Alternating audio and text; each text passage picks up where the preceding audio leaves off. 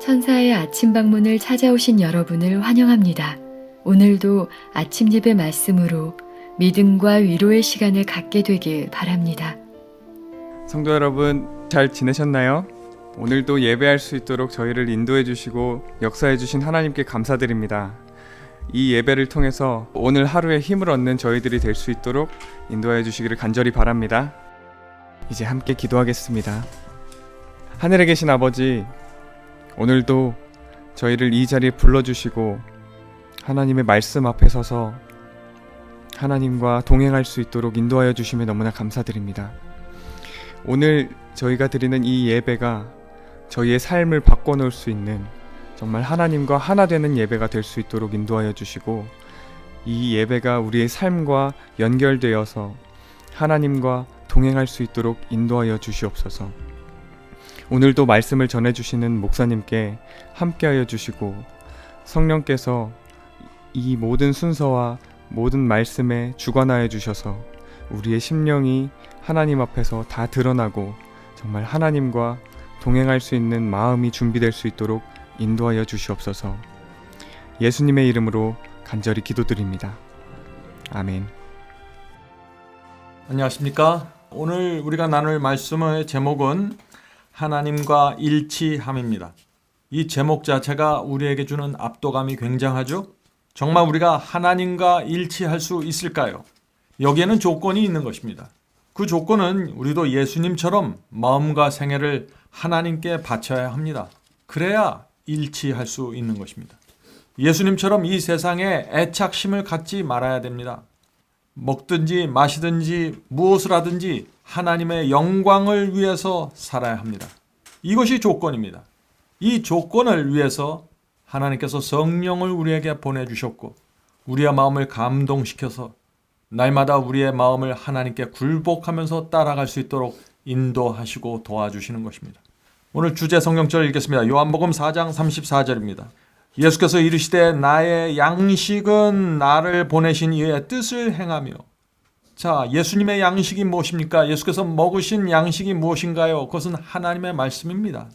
하나님의 말씀을 먹고 그 말씀대로 하나님의 뜻을 행하면서 살았다는 것입니다. 나를 보내신 이의 뜻을 행하며 그의 일을 온전히 이루는 이것이니라. 우리도 마찬가지입니다. 주의 뜻을 온전히 이루기 위해서 우리가 성경을 읽는 것입니다. 진리를 살펴보는 것입니다. 성경을 읽지 않고 진리를 모르면은 주의 뜻을 이룰 수가 없는 것입니다. 내 뜻대로 살아가면서 내가 마치 주님의 뜻대로 살아가는 것처럼 착각하게 되는 것이죠. 여기에 진리의 중요성이 있는 것입니다. 자, 계속해서 읽겠습니다. 그리스도께서는 내가 하늘로서 내려온 것은 내 뜻을 행하려 함이 아니요 나를 보내신 이의 하나님의 뜻을 행하려 함이니라 라고 선언하셨다. 그분의 뜻은 인간의 영혼을 구원하는 적극적인 활동으로 나타났다. 성도 여러분, 예수께서 내 뜻을 행하려 함이 아니요 나를 보내신 하나님의 뜻을 행했다고 했습니다. 왜 예수께서 자신의 뜻을 행하지 않았을까요? 왜냐하면 자신의 뜻은 달라질 수 있기 때문입니다. 예수께서는 이 땅에 인자, 사람의 아들로 오실 것입니다. 그래서 예수께서도 그때그때 주시는 성령의 호소와 감동에 따라서, 또 그때그때 주시는 말씀의 빛에 따라서 내 뜻을 버리고 하나님의 뜻에 굴복할 수밖에 없는 것입니다. 그래서 그리스도를 우리의 모본이라고 하는 것입니다. 오늘 우리가 이 문제를 깊이 있게 좀 살펴보려고 하는 것입니다. 그리스도의 인간적 의지는 신적인 의지로 말미암아 원기를 받았다. 자, 이 말씀이 무슨 뜻인가요? 예수께서도 성령으로 말미암아 하나님의 뜻을 받아들임으로 말미암아 하늘의 에너지를 받았다는 것입니다. 성도 여러분, 예수께서 내 뜻을 버리고 하나님의 뜻을 행했다는 이 말씀에 굉장한 의미가 담겨 있는 것입니다. 바로 여기에 우리가 따라가야 될 그리스도의 모본이 있는 것입니다. 자, 계속해서 읽어보죠. 오늘날 그리스도의 종들은 다음과 같이 자문해야 할 것이다. 나는 개인적으로 어떤 의지를 배양하고 있는가? 성도 여러분, 우리는 날마다 어떤 의지를 배양하고 있습니까? 내가 내 뜻을 키우고 내 뜻을 성장시켜가고 있습니까? 아니면 날마다 하나님의 뜻과 하나님의 의지를 받아서 그것을 성장시키고 훈련하고 있습니까? 지금 그것을 묻는 것입니다. 계속해서 읽어보죠. 나는 자신을 이기심과 완고함 가운데 둠으로 자신의 욕망을 만족시켜 오지는 않았는가. 성도 여러분, 내가 원하는 것, 내 뜻을 이루기 위해 살아오지 않았는가라고 묻는 것입니다. 로마서 10장 3절에 보면 이런 말씀이 있습니다. 로마서 10장 3절은 하나님의 의를 모르고 자기의 의를 세우려고 하나님의 의에 복종치 아니하였느니라. 자, 하나님의 뜻, 하나님의 말씀을 모르고 거기에 복종치 않으면 어떻게 된다는 것입니까? 내 뜻을 세우고 내가 원하는 것을 이루기 위해서 살아간다는 것입니다. 그러면서 나는 하나님의 자녀라고 착각하게 된다는 것입니다. 성도 여러분, 그래서 우리가 하나님의 말씀을 읽을 때 조심해야 됩니다. 성경 말씀을 읽으면서 어떤 분들은 내가 좋아하는 말씀만 골라서 읽습니다. 내가 따라가기 원하는 말씀, 내가 하기 원하는 말씀만 골라서 읽으면서 나를 만족하면서 사는 것입니다. 그것이 내 의를 세우는 것입니다. 성도 여러분, 신앙은 피자 먹는 것처럼 하면 안 됩니다.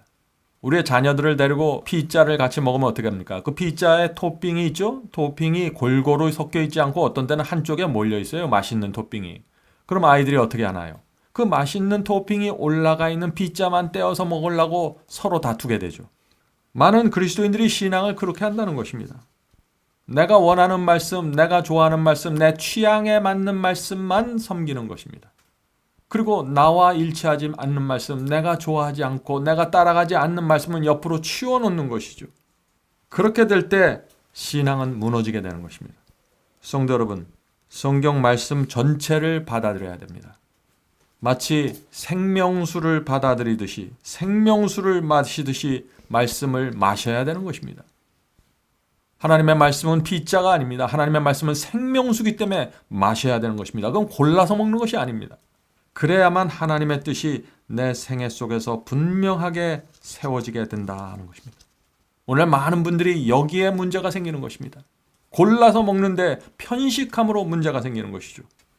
계속해서 읽겠습니다. 만일 우리가 이와 같이 하고 있다면, 자, 이와 같이 한다는 것이 뭐예요? 내가 좋아하는 것만 골라 먹으면 그런 뜻이죠.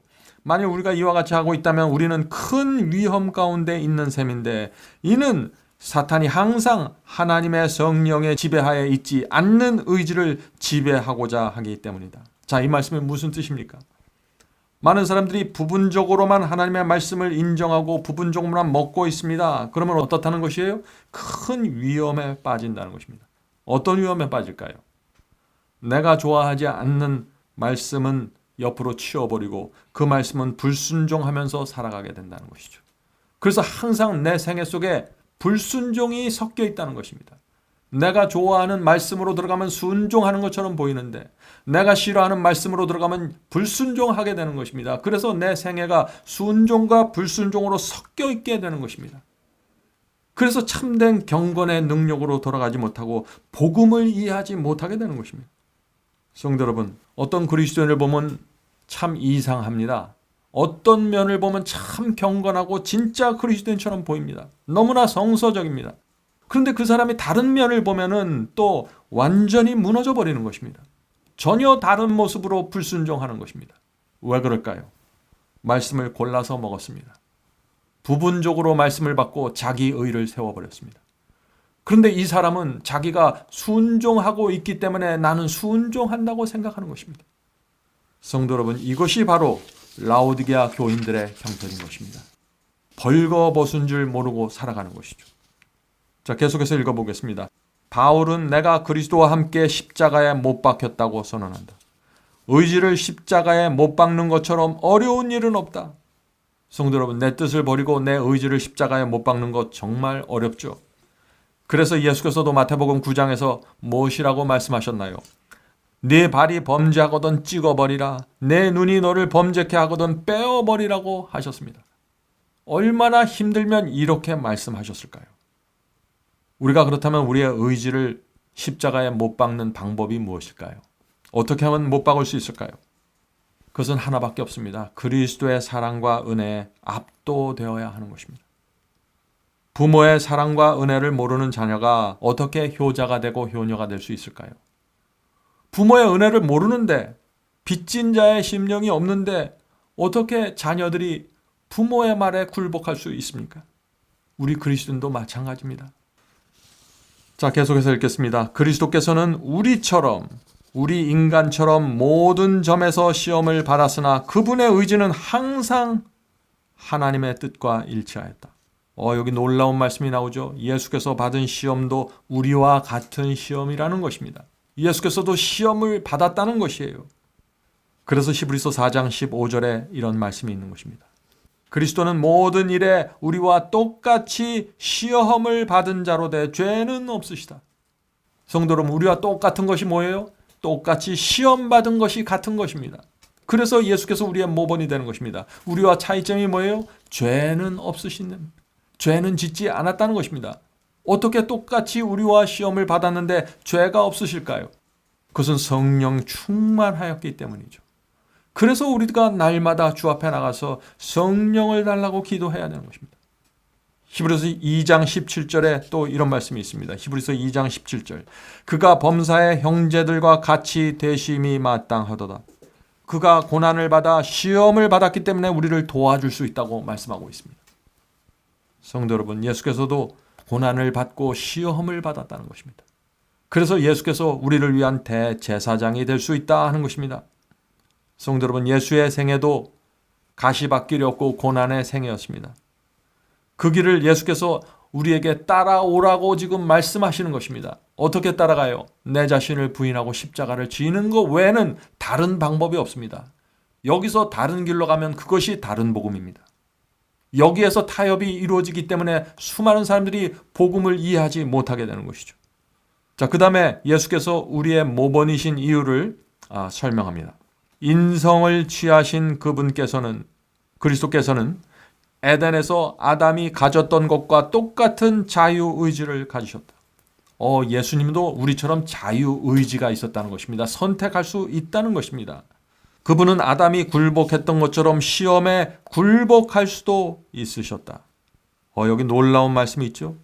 예수께서도 자유의지가 있었다는 것입니다. 다시 말해서 예수께서도 실패할 수 있었다는 것입니다. 죄를 범할 수 있었다는 것입니다. 그러나 예수는 항상 자기 뜻을 쫓아가지 않고 하나님의 뜻에 굴복했기 때문에 승리하셨다는 것입니다. 그래서 바울이 계속해서 십자가에 내 자아를 못 박아라, 내 옛생애를 못 박아라고 호소하고 있는 것입니다. 그것이 예수를 따라가는 유일한 길입니다. 계속해서 읽어보겠습니다. 그러므로 아담도 하나님을 믿고 그분의 말씀을 행하는 자가 되므로 그리스도께서 하셨던 것처럼 시험에 대항할 수 있었다. 아담도 예수님처럼 대항할 수 있었습니다. 그러나 실패했죠. 우리도 예수님처럼 하나님께 온전히 굴복할 수 있습니다. 그렇게 되려면 어떻게 될까요? 우리가 예수님처럼 우리의 마음을 주님께 드려야 된다. 하나님께 드려야 된다는 것입니다. 예수님처럼 우리가 이 세상을 하늘 가는 나그네로 살아야 된다는 것입니다. 이 기본적인 조건이 우리 마음속에서 이루어져야 성경에 나오는 모든 복음의 경험들이 실현될 수 있다는 것입니다. 계속해서 읽겠습니다. 아버지의 계명에 대한 그리스도의 순종이 우리 순종의 척도가 되어야 한다. 그리스도의 순종이 우리의 모본이라는 것입니다. 그리스도를 따르는 자들이 그분 안에서 완전하게 되고자 한다면 그들은 의지를 언제나 하나님께 굴복시켜야 한다. 어떻게 완전히 가능한가요? 어떻게 하나님께 일치하는 것이 가능한가요? 하나님의 뜻에 굴복하는 것입니다. 성도 여러분, 성경의 완전이 무엇입니까? 그것은 완전한 굴복입니다. 하나님의 뜻이 무엇인지 알 때 굴복하는 것이 완전입니다. 성령께서 나에게 이 빛에 순종하라고 말씀하실 때 순종하는 것이 완전입니다. 성령께서 내 뜻을 버리고 내 고집을 버리라고 하실 때 그것을 버리는 것이 완전입니다. 완전은 실제적인 신앙입니다. 그래서 계속해서 읽겠습니다. 도움은 강하신 그분에게 있다. 그리스도께서는 내가 너를 돕는 자가 되겠다고 약속하셨다. 성도 여러분, 우리의 모든 신앙생애는 하나님의 약속하에서 이루어지는 것입니다. 하나님께서 좁은 길을 걸으라고 하셨을 때 그 걸을 수 있는 능력을 주시겠다는 하나님의 약속이 있는 것입니다. 하나님께서 이웃을 사랑하라고 명령하실 때 사랑할 수 있는 능력과 성령의 감동하심을 약속하시기 때문에 그 말씀을 하시는 것입니다. 우리도 우리 자녀들에게 그렇지 않나요? 자녀들이 도무지 할 수 없는 것을 우리가 명령하거나 요구하지 않죠. 자녀들이 할 수 있는 것을 요구하고 명령하는 것입니다. 그러면서 동시에 우리 부모는 최선을 다해서 우리 자녀가 그것을 할 수 있도록 옆에서 지켜보고 도와주는 것이죠. 하나님도 마찬가지입니다. 그래서 날마다 성령을 보내주시고 천사들을 보내주셔서 우리를 당신의 뜻이 원하는 그 길로 인도하고 계십니다. 성도 여러분, 오늘도 하나님께서 인도하는 길을 따라가도록 합시다. 성령께서 우리를 위해 옆에 계십니다. 우리가 필요할 때마다 기도하고 주님의 말씀을 읽으면 주의 길이 열리고 보이고 따라갈 수 있게 되는 것입니다. 자, 이제 기도하겠습니다. 하늘에 계신 아버지, 이 부족한 죄인이 어떻게 하나님의 뜻에 일치할 수 있을까요? 그러나 저희의 소원은 주께서 가르쳐 주시면 따라가기 원한다는 것입니다. 주여, 하나님의 뜻을 보여주시고 길을 보여주시고 인도해 주시옵소서. 저희가 부족할지라도 보이는 대로, 저희가 확신하는 대로 한 걸음씩 따라가기 원하오니 주님, 저희의 손을 붙잡아 주시고 인도하여 주시옵소서. 이 험한 세상 속에서 하늘 향해 가는 나그네로 살 수 있도록 도와주시옵소서. 하늘에 계신 아버지, 주 안에 거할 때 가장 행복하다는 사실을 저희가 깨달을 수 있도록 도와주시옵소서. 완전한 행복은, 완전한 평안은 완전한 굴복에서 나온다는 사실을 이해할 수 있도록 도와주시옵소서. 하늘에 계신 아버지, 오늘도 오늘 하루를 주님께 드립니다. 주께서 저희를 인도하시고 인을 쳐 주시옵소서. 예수님의 이름으로 간절히 기도드립니다. 아멘.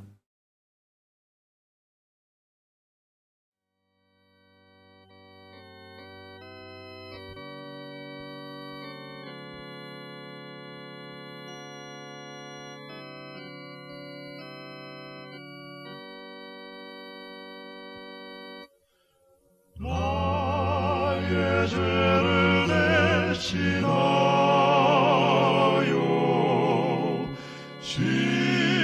십자가에 달린 주, 내 어찌 주님의 가슴에 못을 칠 수 있을까?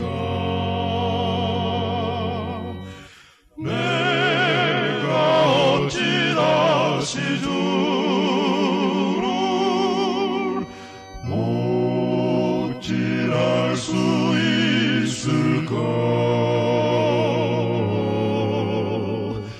한 번만 더 부족하여 다시 고통 들일까? 나를 심히 사랑하사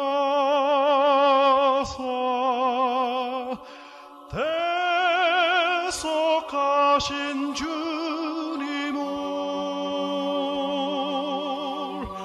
내가 다시 배반하여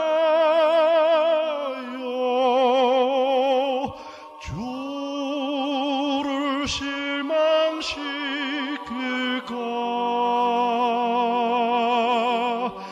내가 어찌 다시 주를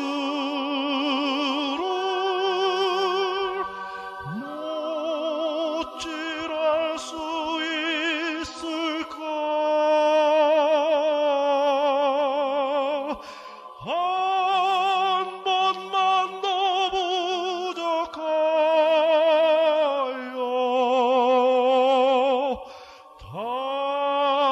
다시 고통 누릴까?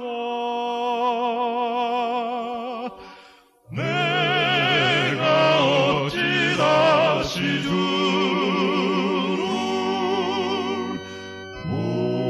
못질할 수 있을까?